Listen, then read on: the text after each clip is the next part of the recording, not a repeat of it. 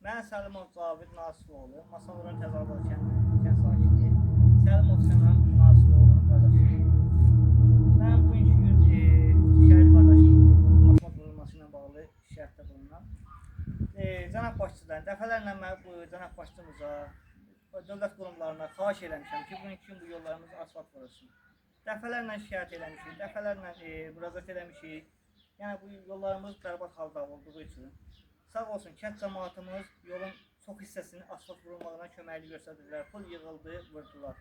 Yəni hamısına dərin təşəkkürümü bildirirəm. Bugünkü gün amma bu yollarımızın asfalt vurulmur.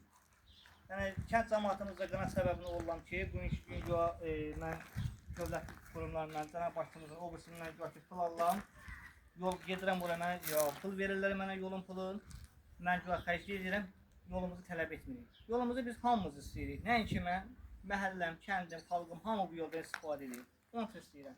Və bugünkü yollarımız bərbad halda olduğu üçün dövlətimizdən xahiş edirəm ki, bugünkü yollarımızın bərpasında köməklik göstərsinlər.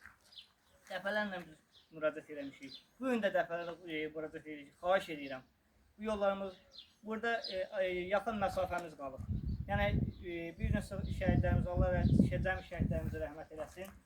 Şəhidlərimizin çox şəhidlər yolları bərpa olunub, asfalt vurulub.